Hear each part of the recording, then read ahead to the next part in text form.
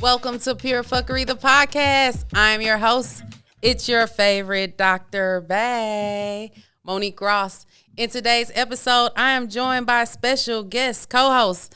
I got my homegirl, Miss Dani fucking Brown is in the building. If you don't know Miss Dani Brown, tell the fuckers. Say what's up to the fuckers. First of all, Dani, say what's up to the fuckers. Hey, y'all. What's up, everybody? Welcome to Pure Phuckery, the podcast. So, Miss Dani Brown, you are part host of the Call Me After 9 podcast. Tell the fuckers who you are. You're a podcast host. What else you got going on? Who is Dani Brown? So they know before we get into this conversation, this fuckery today. Yeah, absolutely. So my name is Dani Brown. I am 1/3 of the podcast Call Me After 9. Basically, the podcast is geared toward everything in Black excellence as far as Black love, Black relationships, everything in urban pop culture. I'm also the community reporter with the St. Louis American newspaper, so please check out the my stories in the newspaper. We have a new paper that comes out every Thursday. And you can visit the website. You can search Danielle Brown on stlamerican.com. Also got some other stuff I'm trying to have in the works, you know? Okay. But that's the main stuff right now. All right, that's the main stuff. That's dope, man. That's dope. So how long you been doing the podcast? How long you guys been podcasting? Ooh, we've been doing it for about probably a few months. We still Okay. pretty brand new. The podcast actually came about, believe it or not, on Clubhouse. Okay. we all three of us, myself, Janessa and Amber, shout out to them, my co-hosts and my lovely friends. We all were just kind of like in a room on Clubhouse together, just like chopping it up, talking about different topics as far as relationships, pop culture, men, all of that good stuff. But we was like, we should do a podcast. Yeah. And then, that's pretty much how the podcast came about. All right, that's what's up. So what's your favorite thing about podcasting? What do you love most about podcasting? I would say that I get to show another side of myself. Right. Because I feel like, especially with my job, a lot of people, they see me as, Danielle Brown, the reporter. But it's like with the podcast, I get to kind of like let my hair down a little bit, be a little unfiltered and just, show a more authentic side of myself instead of having to always be super duper like professional all the time. But we're right, and let's tap into that right now because I think that's super fucking dope. Like, being a reporter for a fucking predominant newspaper, in the area, man, that's dope. So, first and foremost, how did you know, or how did you land in that space? That's a big deal because you're putting out content and people are reading it, and when people like yourself go out and you speak on a new hotspot or a person, an up and coming artist or something like that. When you talk, people listen. That's media, and people are going to listen to that media. So tell us how you ended up in that space. First and foremost, journalism. Like, is that something you've always wanted to do, or? Yeah, okay. I gotta give you a little. Yeah, give us the whole background. We nosy. We like to know. Tell us all. So the high school I went to North Tech, which is like a technical high school. Okay. So at first when I went there, I was doing fashion design. I thought I really wanted to be a fashion designer. My goal ultimately was to be like the Black Diane von Furstenberg. Okay. I thought that was my goals, but no, I decided I didn't want to do that no more. So after I graduated in 2012, I went to Flow Valley for a year just to, get my main credits, and then I transferred to SEMO. Then once I got to SEMO, I changed my major multiple times. Right. I was a psychology major, social work, criminal justice. Then I finally decided on journalism because I've always wanted to do it, but I think what strayed me away from doing it is because, people would tell me, oh, that's unrealistic. You're not going to be making no money or whatever. But when I tell you, once I changed it to that, I feel like the stars kind of like started to align in my life. I started working with the on-campus newspaper, which was dope. Then I was the arts and entertainment editor in my senior year there. After I graduated from college, I didn't immediately get into food. Okay. I'm sorry. No, you're good. You're good. I didn't immediately get in the field. Okay. That's what I meant to say. So right after I graduated, I went through a plethora of different jobs. Okay. And I got fired from all of them. Really? So the first job The first job that I ended up at was Mohila, the student loan place. I was having to place loan forbearances on people's accounts. Okay. They basically fired me because they felt like I was taking too long in the training. So they let go of me. So I got fired. And then at the time, I was living in my dad's house. We bumping heads. I thought I was grown when I was at college, so I had to readjust to being back at home. So right. I was got fired from there.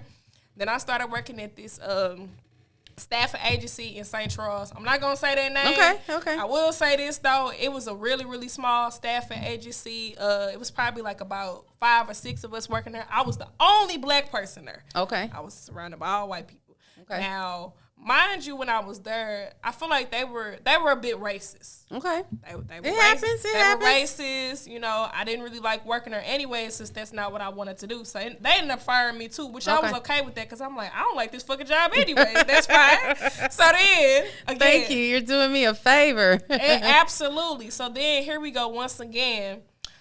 I'm back working at another job. This time it's through a staffing agency. I don't remember the name of it, but I started working at UPS through this staffing agency. I was an admin assistant. Okay. And they ended up firing my ass again. And I'm just like, damn, I just can't catch a break. Me and my dad, we steady getting into it. He like, what's going on? Like, you need to get a job. So then he ended up putting me out because we just couldn't see eye to eye. Then I moved in with my mama. We could barely get along and stuff. And then I was working on trying to get my place or whatever. Then I finally got my place. Luckily, shout out to the Broke Black Girl Facebook group. All right. Shout out to the Broke Black Girl. The reason I'm shouting them out because I had posted in there that I was looking for like a job in the field. And somebody that I used to go to church with, she responded and was just like, hey, I work for this company, Trans-States Holdings, which was basically this parent company that had 3 smaller regional airlines or whatever. So she told me about the position. They were hiring for a communications coordinator. I'm like, this is great. This is in my field. I get some experience. So I reached out to her, sent her some work links, my resume, all of that stuff.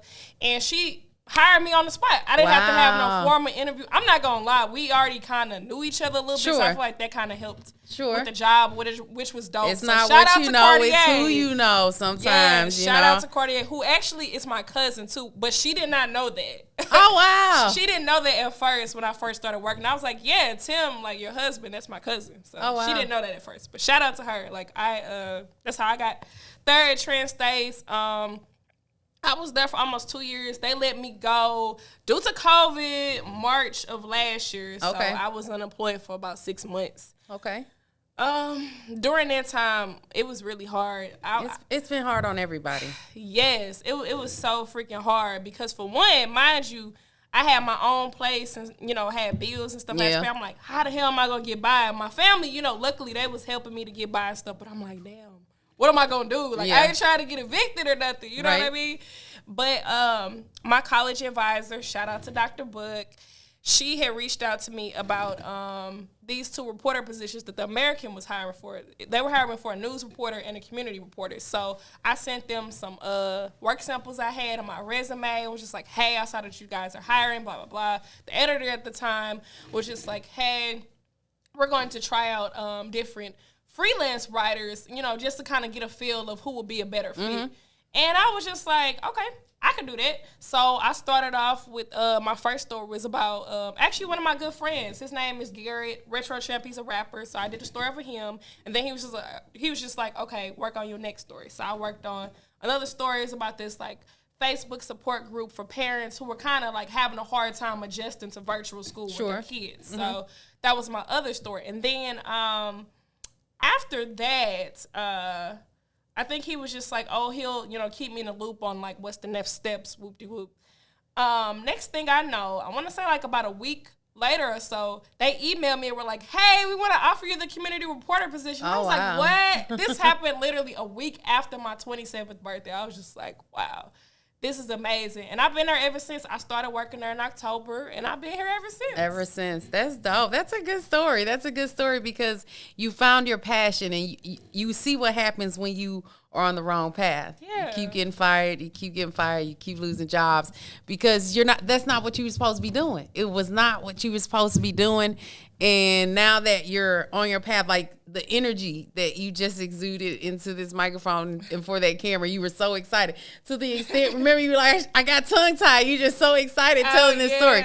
I can relate. I do that shit when I'm excited about something. When you're passionate, like it shows. It shows. It absolutely shows. That's dope. That's a great story. That's a good story. You know, just a good example of how when we pursue what we're supposed to be pursuing, when we're following our path, and you get on the right path you're supposed to be on. Like it's just, man, it warms my heart. That definitely touched me. Is I almost did not apply because I'm not gonna lie, I'm one of those people. I overthink a lot. I'm the same way. And I have a habit of self-sabotaging, and I almost didn't apply because I was just like, oh, they probably not gonna want to hire me, or they gonna want somebody with more experience, or I'm like, I'm not that good of a writer because I hadn't really been writing consistently for real up until I got the position. But luckily it worked out. I'm happy it did because I feel like, you know, since everything worked out, God has just really been blessing me with an abundance of opportunities. It's amazing. That's amazing. I'm so happy for you.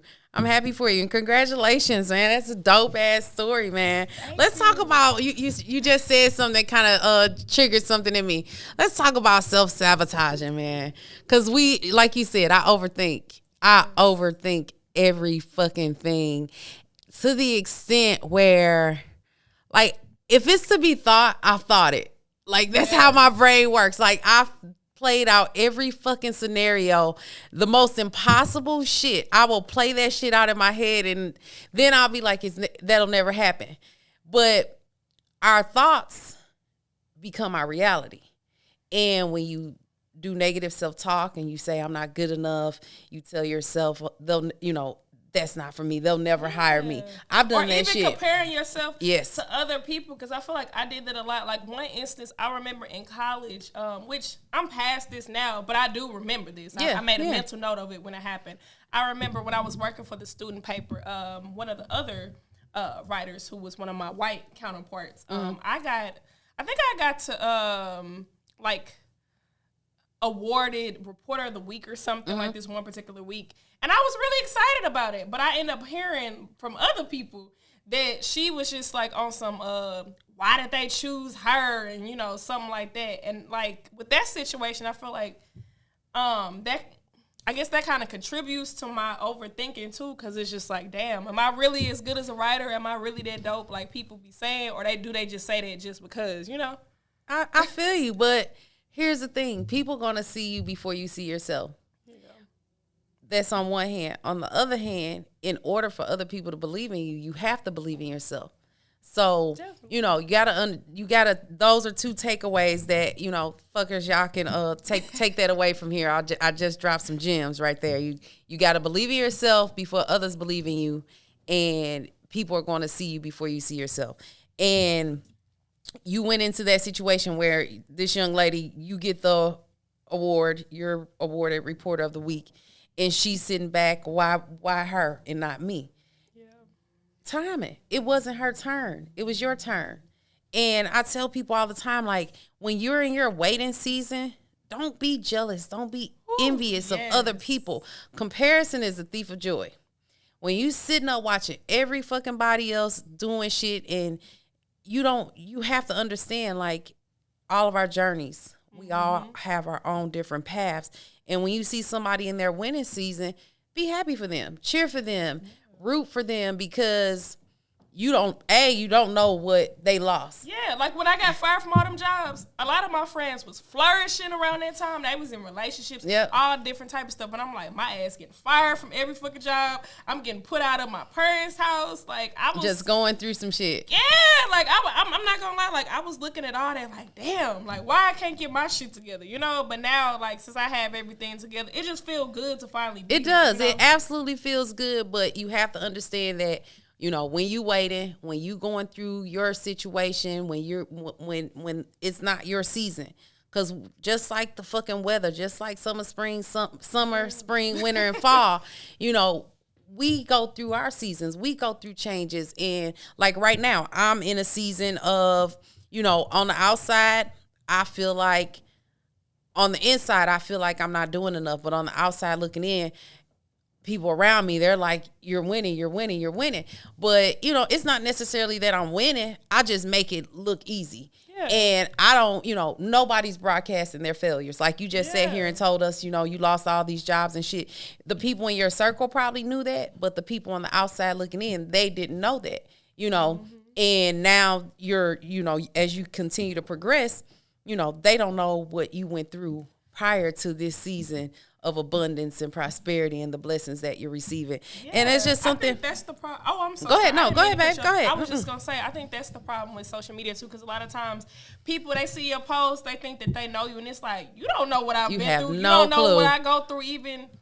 You know, sometimes even now, like with like feeling depressed or having low self-esteem and stuff, like you think you know me, but you don't. You have no fucking idea, man. You have no idea. Big Stu, shout out to Big fucking Stu, man. This episode is being produced by Big Stu Films in the Pure Phuckery podcast, presented to you by Big Stu. I brought up Big Stu because just the other day he said something. I was out to lunch or something with one of my homegirls, and we talked, and he's like, I wish I had your life or some shit. And I'm like, no, you don't, Stu. You know, try to walk. I tell people all the time, walk a mile in my fucking shoes, man. Like that. I'm like, because you have no idea. You know what I'm saying? Yeah, I just left brunch with my homegirl, but you know what I'm saying? Don't ever wish for somebody else's life. Because you don't know the struggles that they fucking deal with on a day-to-day basis and the shit that they go through on a day-to-day basis. But, you know, if Stu want to trade me places for a day, hey, you know, shit, I'm going to go and I'm going to take that shit and run with it. You know what I'm saying? I'll take it and run with it. You know what I'm saying? So, but anyhow, I just had to shout out my man, Big Stu, because, you know, he's a fucking man. He takes care of me down here at Big Stu Studios. So anyhow, I got my girl fucking Dani Brown in the fucking building, man. It's all love. It's a beautiful fucking Sunday afternoon here in the STL. And, you know, we just here to pop our shit, man. Shout out to the fuckers out there, man. We absolutely appreciate you guys for tuning in, for liking, sharing, commenting, all the shit that y'all do to support Pure Phuckery, the podcast here. So anyhow, this ain't about me though. This ain't about me, and it ain't about y'all, but it is about y'all because y'all keep me going. But it's about Miss Dani Brown, man, and she just gave us a little backstory of how she ended up, you know, where she is right now, and you know, a little insight into the fucking struggles that she's endured to get to where you are. As far as, you know, career wise, where do you see yourself going? Like, where do you see this thing going? Because you're young, you got plenty of time, you got some years to make some progress. So, you know, where do you see, you know, your career, as far as your career is concerned? Where do you see that shit going? That's a great question. So, although I do love my job, I really do. It's kind of like a dream job in a sense, you know. I don't really see myself being there forever. Like, really? I know a lot of the people who've long, you know, gone from the job and stuff. They've been there for 20, 30 plus years. Me personally, I don't even want to be in St. Louis forever. I don't want to raise a family here. All right.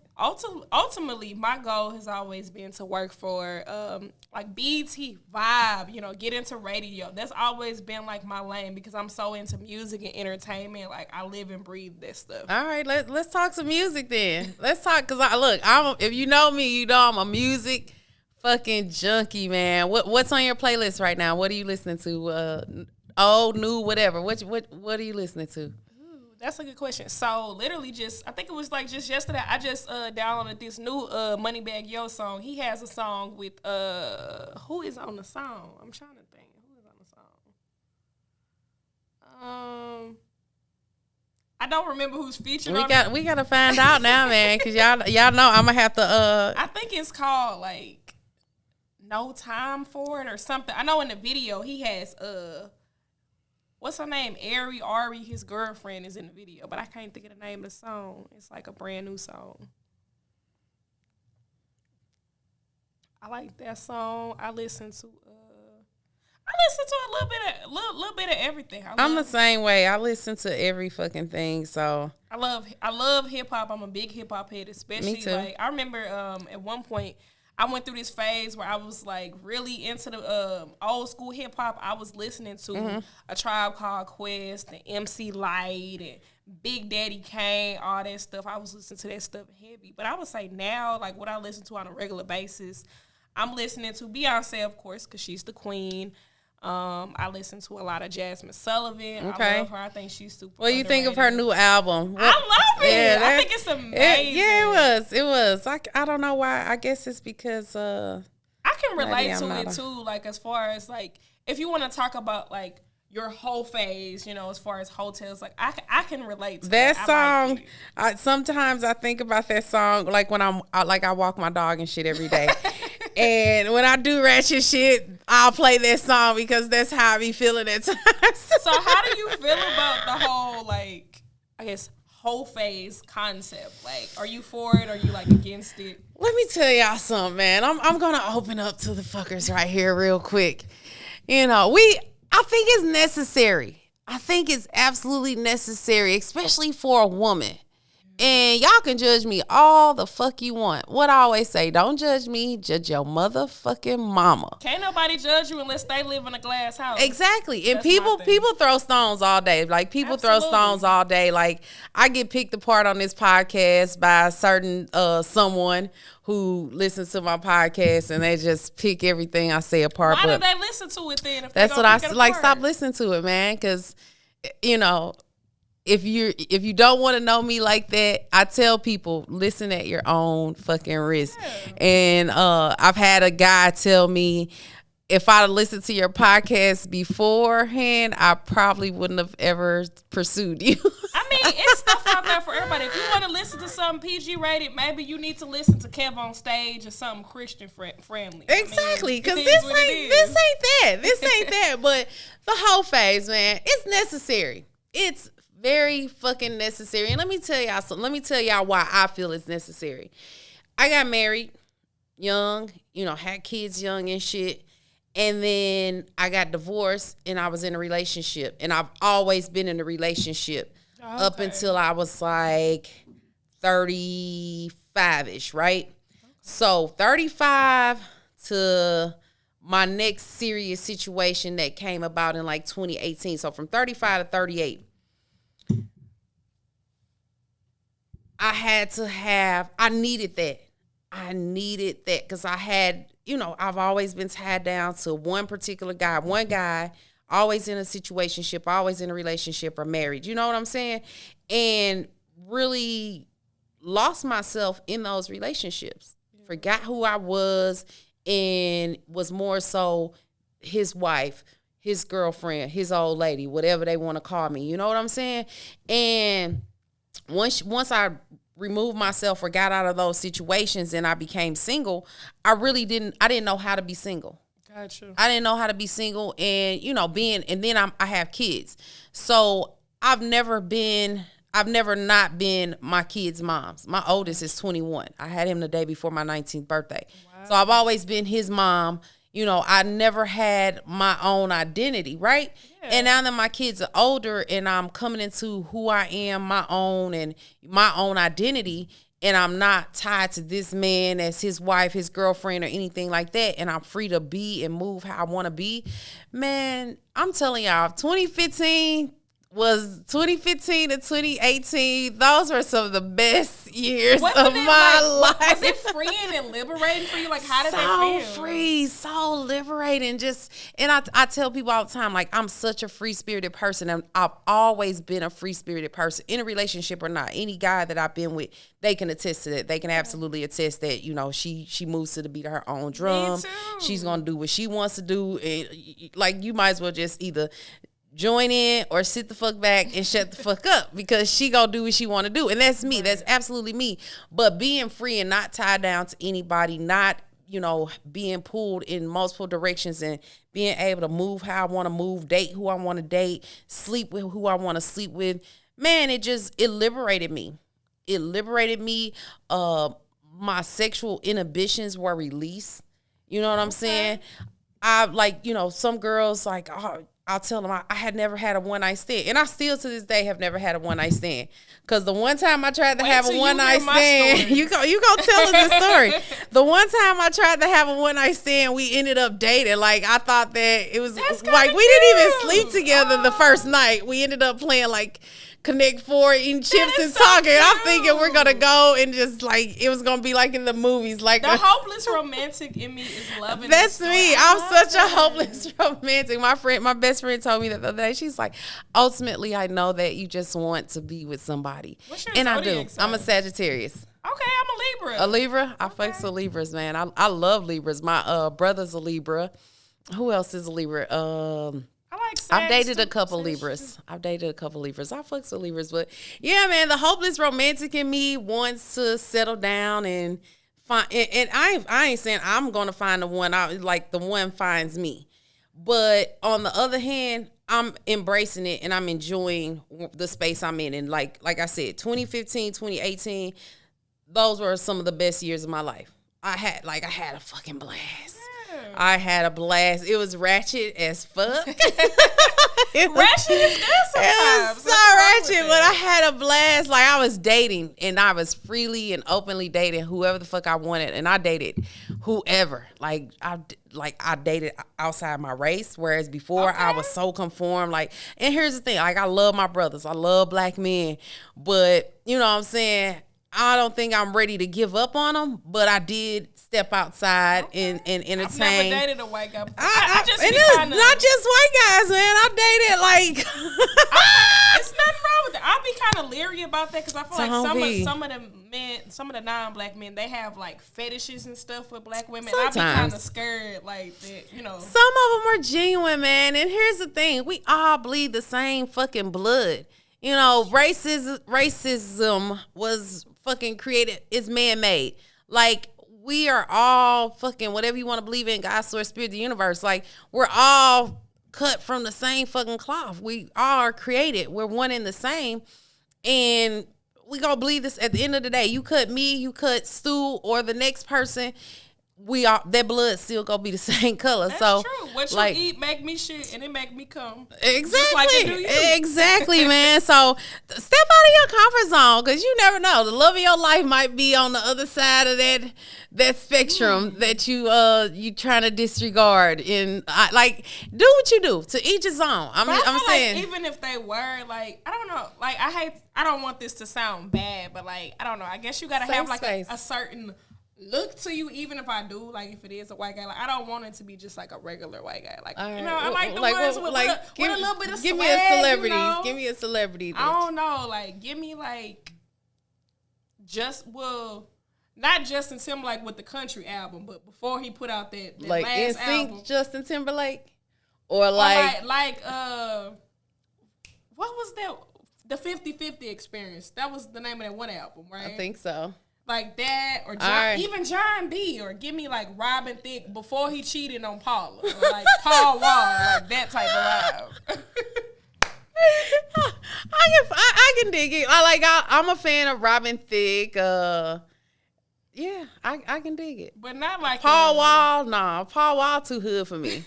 I don't like hood. I think so. Like, it's Paul Wall. There's nothing wrong with the hood dudes, though. Look, I have nothing against hood guys. Like, I've dated some hood guys. And that's the thing. Like, tattoos on the neck. Tats are cool, but like the gold teeth and shit, I don't want it. If you a rapper, you can actually rap. I'm here for it. All right. I'm fucking with it. She said Paul Wall. Like, a white guy. Channing Tatum, Channing Tatum's nice beautiful, man. Yeah, like I can dig it. I can dig it. Give me a big Stu, man. Shout out to big fucking Stu, man. Yeah. You know, I like the beard. You know, I like the fucking beard and shit, man. You know, it's sexy. You know, but no, whatever, man. But I encourage people to step outside your fucking comfort zone and date who you want to date. You know, absolutely. Love who the fuck loves you, regardless of the color of their skin at all, man. It should not. It should not, man. You should just live your life and be free to be who you are and be happy with who makes you happy. But we gonna get off that soapbox because she can already tell us she got some ratchet stories. Woo, She's like, wait till you hear my ratchet story. And she only 27, man. It took me all the way to 35 to become ratchet. And I'm ratchet as fuck. Not anymore. Not anymore, guys. I'm to calm down. I'm settled down now.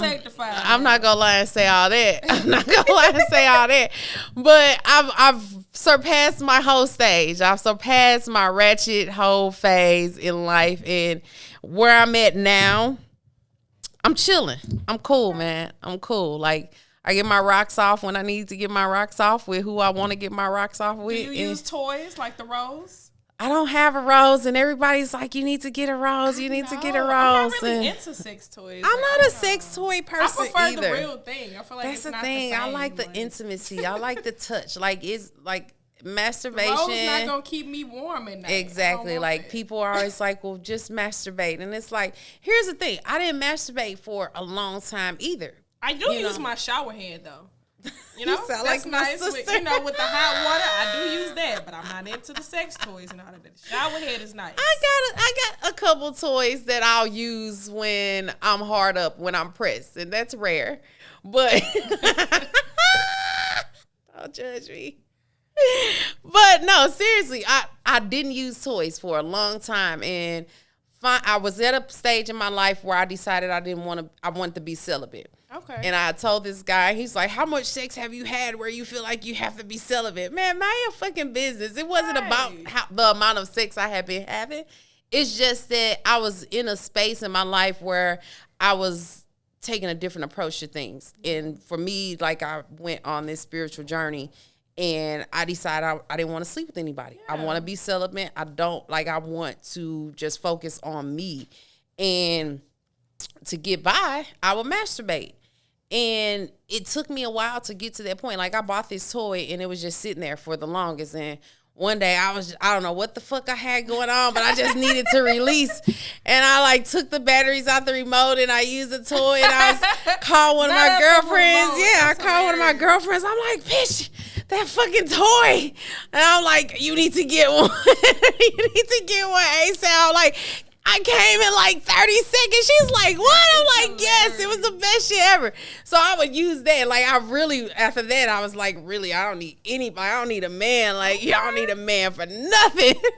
And then I got over that whole phase, and I'm like, man, I miss touch. I miss the feel and the intimacy of it, the kissing and all that shit, the warmth of it. And I'll be the first to tell you, man, yeah, masturbation is cool. You know, it gets the job done.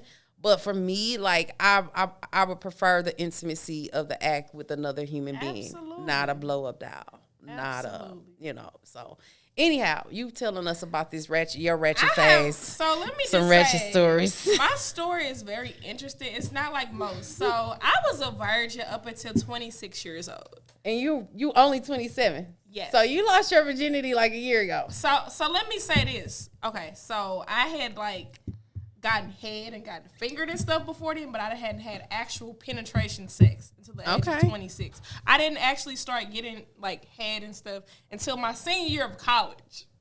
Wow. I had met this guy on Tinder. We matched. He was going to the same school as me. He was just like, I be seeing you around campus or whatever. And I'm like, why you don't ever say nothing? So we had hooked up a few times, but we never had sex. I know that probably sounds weird, right? We just giving each other head and when, yeah. That's what happened. And then that happened a couple other times after I graduated. Same thing with different dudes, but we never had sex. So I officially lost my virginity at 26 years old. How was that? Because it should be so fresh in your memory because that was a year ago. Absolutely. What is it like losing your virginity at 26 years old, man? Absolutely. So let me just be open and honest with you. So this is a safe space. I feel like I grew up in church most of my whole life from specifically apostolic Pentecostal background. You know, super strict. You know, they teach about not having sex before marriage, all of that. So I feel like, I guess that's why it was always ingrained in my head not to have sex until marriage. Right. But then eventually, you know, I'm getting older. I'm like, I want to see what that's like. Most of my friends, they kind of a little bit younger than me. You know, they didn't have sex and stuff. And I'm like, I want to see what it's like too. I'm curious. So I just kind of lost it out of curiosity. That probably wasn't the best thing to do. But like, you did it out of curiosity. Yeah, like I just wanted to see what it was like. You know, I went to this dude. Him and I had became kind of acquainted with each other, and I went over to his house. And I remember we both was drinking, and I was like, I think I want to have sex. He was like, oh, for real? Did he know you were a virgin? He did. Wow. He did. So it didn't like officially happen the first time, but the second time it did. Not to gross everybody out. No, but I know good. it happened. We look, the fuckers is out there. Somebody probably fucking right now. It's all good. But I know it officially happened the like second time when we tried to do it, because I did experience a little bleeding afterwards. It wasn't a lot, just a little. Okay. I always used to think that when I finally lost it, it was gonna be like a murder scene and blood everywhere. I used to be terrified, like, oh my God, it's gonna be blood everywhere. But it wasn't like that. It was like little drip drops of blood in the toilet. I was like, oh, that's nothing. I mean, it hurt a little bit, but he was very careful with me, and he was just like, you okay? You know, like, so sweet. Yeah, but basically the relationship with him and I, it was just like a fuck buddy type of thing. Right. And I started to gain feelings with him because I'm like, I lost my virginity to you, especially at this age, but he didn't want that. Gotcha. And it's funny because now he's in a relationship with this other girl, but like, I thought that we was gonna have that, but you know, I wish him the best of luck. Yeah. I used to be bitter about the situation, but I feel like I've gotten to a point, you know, with therapy and everything else, I'm finally okay with, you know, what everything is. We probably just weren't meant to be. Right. And it's all good. Now, after that, you just got ratchet. I was a hot girl, honey. I was a you had a hot girl summer. I did. I'm not even gonna lie. What's the most? Give us the most ratchet thing, the most ratchet story you have. I know it's one in there. Oh my God, you nervous. See how she said, "Woo!" Some of the people, girl, it involves some people on my Facebook page.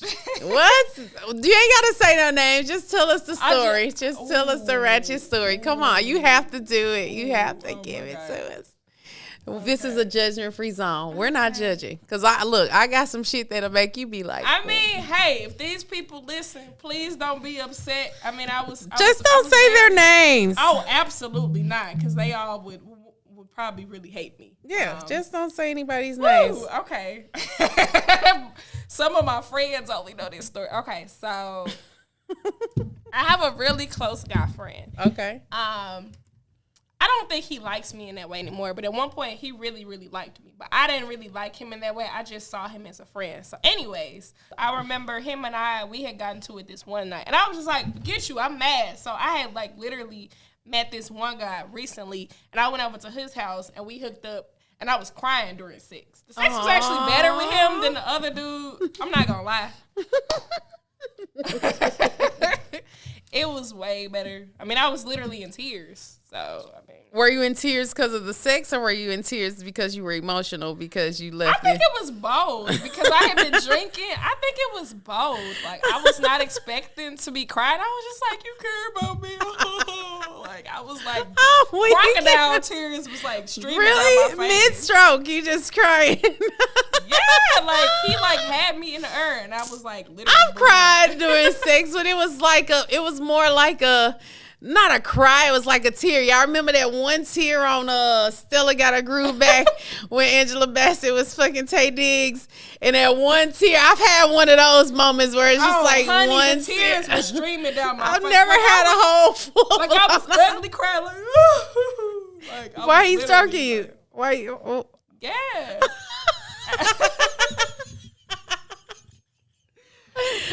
Y'all kept going. Luckily, him and I don't talk anymore. Luckily, he's not on my Facebook page or anything, and I'm not gonna say his name. But yes, that happened. Absolutely not, because we know a lot of the same. Wow. Hey, I'm here for it. I appreciate you for sharing that with us, man. That's what it's all about. You absolutely raw, uncut, authentic. You did, man. And I appreciate that. That speaks volumes to me. You feel comfortable in my energy space. Absolutely. And you trust me, and you know that the fuckers out there are just as fucked up as me and you sitting here telling these stories. They got stories too, because half of them have been on the show. It's a judgment-free zone, man. We don't give a fuck. Live your life, man. Live your life. I had a bunch of different ratchet stories. I remember this one dude. She gonna keep going. Come on, continue. I remember this one guy. Where did I meet him at? I think I met him. What is that one hotel in the Loop? Moonrise. Yes. Okay. We met there. On the rooftop? Yes. Yeah. We met there. I met him at the bar. I was a little tipsy. Mind you, dude was like 300 pounds. And you see me, I'm like you a little bitty 120. thing. He was cool though. Like we had met. I was pissed that night though because somebody stole my fucking jacket. I'm still mad about that. Still mad about this jacket. Somebody stole my red leather motorcycle jacket, and that was a nice jacket. But it was cold that night. He walked me to my car. All of that stuff, whoop de whoop. We would just meet up in different parking lots and basically just give each other head because he knew I was a virgin at the time or whatever. Like I remember this one time we was in like Target parking lot. Then this one time we was in this one parking lot. It was near like some bar. I think it was off of Lindbergh. I can't think of the name of that bar where it's like a car lot or whatever that's not too far from it. And I remember, like, when we was in the car, I kept seeing flashing lights, and I was just panicking, like, oh, my God. Like thinking we it's can't the go cops. to jail. Like, because I heard that, like, if you get caught in that, you could get, like, charged as, like, a sex. Yeah, indecent exposure. Yeah, indecent. I heard you could get, like, charged as, like, a pedophile or something. Yeah, I'm like, I cannot get charged as a pedophile. Mind you, okay, let me say a disclaimer, too. So all of this stuff happened before my job. So please do not judge me. This was well before I got into my season here. So please keep that in mind. Nobody's judging, man. Nobody. Listen, I did all this shit as a... What I tell y'all, Dr. Monique Gross and your favorite Dr. May are two completely different people. So, man, don't judge her. Yeah. Do not judge her. This is a judgment-free zone, a safe space, man. I've been pretty much chilling now. I mean, you've been chilling now. You know, every once in a while, I may. Every once in a while, you got a ratchet moment. Up, but you know, I'm trying to think what we gonna call this episode, parking lot pimping, because a lot of shit that went on in the parking lot with this young lady over here. We talking shit, man. It's mad love, man. It's mad fucking love. So you living your life. You young, you ain't got no kids, you're single, you have your career, got your education. Man, who gives a fuck? Be you, live, do you, but, be free. Especially with like guys, which this kind of irritates me with the whole body count question. That really gets on my nerves. Like I remember it's been a few occasions where I've had guys be like, what's your body count? I'm like, why is that your business? Unless you trying to wife me up. Like, I tell everybody at 5, motherfucker. I mean, of course it's more than one now since I did go through my whole phase, but I'm not finna act like it's like 50 of them. Right. No, it's definitely not. Yeah, man. It doesn't matter. None of that fucking matters, man. You just, who cares? Because guess what? Men are not going to tell you their body count. They're not going to tell you the truth. Absolutely They're not. They're going to lie. They smashed like 500 girls, but you worried about me if I done smashed like I know a guy. He's single, and he's like over 40, and he's slept with over 500 women. And that's the thing. And like, he's ratchet as fuck. And I tell him all the time. Wouldn't bring that up, and I'm just like, hey, I mean, you live and you learn. Like, I ain't gonna lie, like a few times I was just having fun. Like I remember this one time, and which I can't even believe this. He should be really disappointed in this. He's a whole attorney. I'm not gonna mention his name. Okay. But this guy, shout out to Esquire. This guy, I think he's about 35 or 36. I'm not gonna lie, we met. Mind you, I'm not drunk anymore. So this is the sober Dani talk. All right. She's not drunk anymore. You want some more wine? Sure. I just want to let you know I ain't what you think. No, you're good. This is the natural me. Because you still a little tipsy. She said she not drunk no more. She's still a little tipsy. We'll give her a little more. Not at all. It's gone. All right. It's gone on my body. But yeah, I'm not gonna lie. I met dude at this party or whatever. I thought he was fine. We walked in. I was just like, oh, okay, he bald headed, tall, got his little glasses, sober. So sober. He's an attorney. Let me find out who this bald headed, tall attorney is. Brown skin. I am not gonna say no names. I know he lives by Wheelhouse. Okay, I was just at Wheelhouse yesterday. Just down at Wheelhouse having brunch yesterday with my homegirl Mickey. Man, shout out to fucking Mickey. Mickey K, man. That's my ace, one of my homegirls. But anyhow, so you walk into the bar. Okay. Let me say this disclaimer. So sober Dani versus drunk Dani. That's two completely different people. I get it. All of my friends, they always say how when I get really drunk, I get super flirtatious, which I do. I can admit. Libras are very flirtatious people, though. Y'all are very flirtatious. Girl, I had this situation on 314 that was a mess where I was being super flirtatious. That's a different story, though. I don't want to keep getting off subject. That's a different story. So yeah, I see dude walk in. I'm like, oh my God, he's so fine. And I'm like, of course, I'm not gonna say nothing because sober me, I'm like terrified to talk to dudes. I'm not gonna, like, super shy. I had got a couple of drinks in me as the night progressed. I was like, I think you're really nice looking. He like, I think you nice looking too. I was like, oh yeah. He's like, yeah. So then from there, y'all ended up in the parking lot. Then he was just like, yeah, come home with me. And I was like, I'm on my period. And he was like, that don't mean you can't give me no head. And I was like, you right. In the words of one of my close friends, if you can walk through mud, you can fuck through blood. And my dumb ass just hopped in his BMW with him. We drive to his little loft by Wheelhouse. And basically, he got head. I didn't get anything because I was on my menstrual cycle. Did you go back when you came on? So let me tell you about this other situation, which was very weird. Okay, so he hit me up not too long after that, was like, hey, invite up one of your girlfriends, link up with me and one of my homies. I'm like, okay, cool. So one of my friends at the time was single. I hit her up like, hey, girl, my attorney little friend, is trying to go on a date with me, and he wanted me to invite one of my friends. He bring his friend. She's like, okay, cool. Like an attorney, like maybe he got to find an attorney for him. I'm like, okay, cool. We get to his house. First of all, his friend answered the door. He looked old as hell. He looked like fucking Wayne Brady. Had on some silk ass pajamas.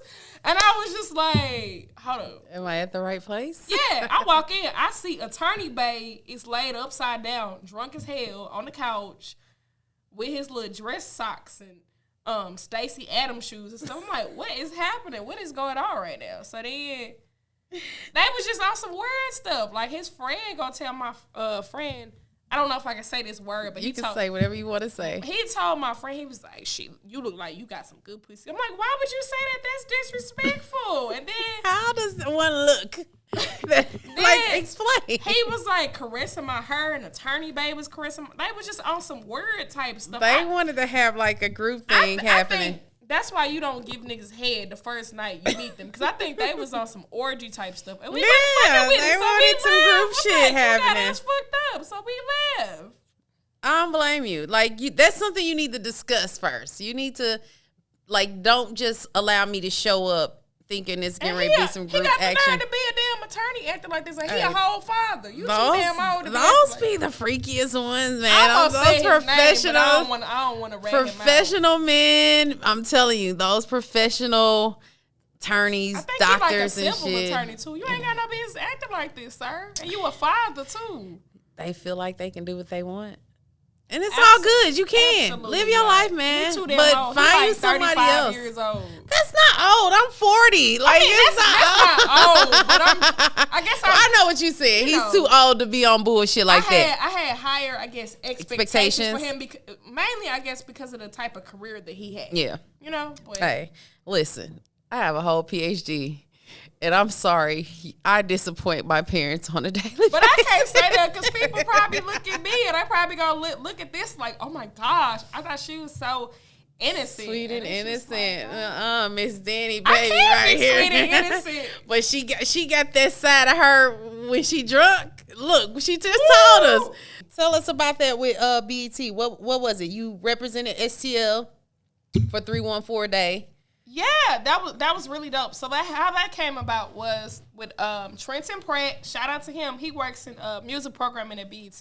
I met Trenton years ago on Twitter. Okay. And but I think we like officially met in person. Basically, I remember the Microsoft store was having a grand opening in the Galleria Mall, and they had Neo there to perform. So I had some extra tickets because I made the cutoff to meet Neo and go to the show. So I would tweet it out like, "Hey, if anybody want these extra tickets, hit me up." He hit me up. We kept in touch, but then we kind of lost touch over the years. But then once we reconnected, I saw that he, was kind of like big dog at BET. I was like, okay. So recently we had a conversation on Clubhouse, and I was just telling him different career goals I have, like such as doing more interviews with people on video, on live, because I don't really do a lot of those. I mainly just write. Right. So he kept that in mind and reached out to me recently and was just like, hey, because he's from St. Louis. So he reached out to me and was just like, hey, for 314 Day, we want to do this thing where we have different media in St. Louis interview St. Louis artists via the BET Jams page. And he asked me if I would be interested. I was like, hell yeah. So then I started plugging other people I thought would be dope. Unfortunately, they weren't able to make it because this was something that was kind of new, last minute.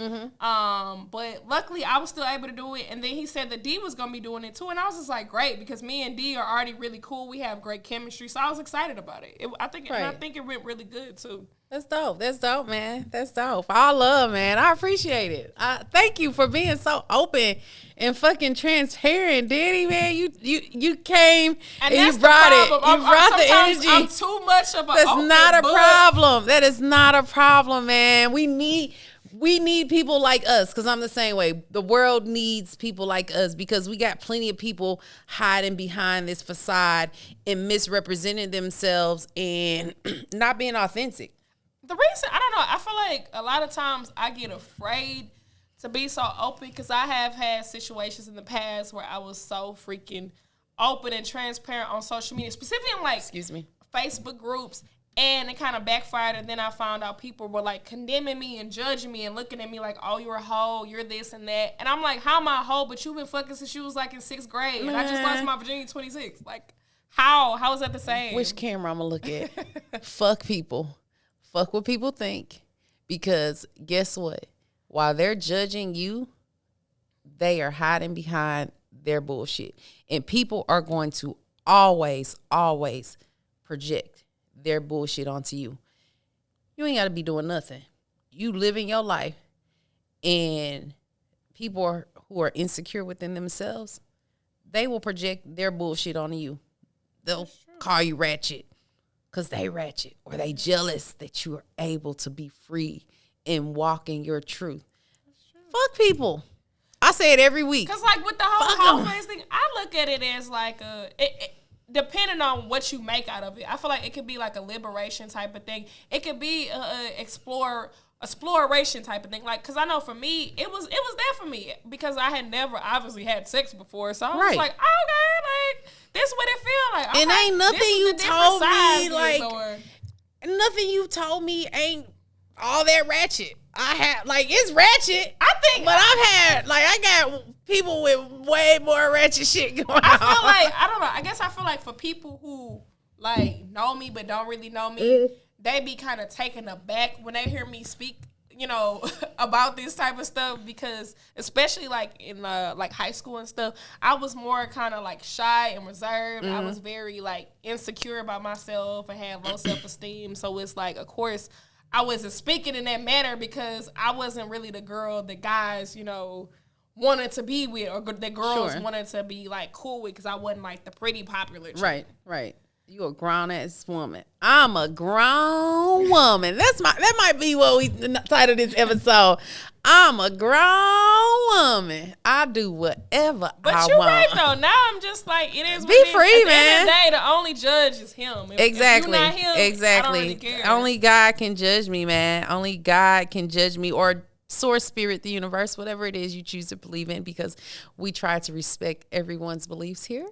So, yeah, man, I love it. I can fucking dig it, Dani. I can dig it, Dani, man. Shout out to Dani fucking Brown. Man, it's all fucking love. I just really enjoyed that I was able to kind of let my hair down and be, Dani outside of the job. Yeah. I feel like people, they see the credentials, they see the title, they think they know me, or it's just like I have to walk on eggshells, essentially, with what I do and say. So this was nice, to be able to kind of open up. It was good. It was good, man. Shout out to Dani Brown of the Call Me After 9 podcast. We are in the fucking studio, Big Stu Studios, filming Pure Phuckery, the podcast. I got my homegirl, Dani Brown, here in the building. Drop your socials. Let them know where they can follow you at if they want to follow you? If you want to. I'm no trying to pressure. remember. Okay.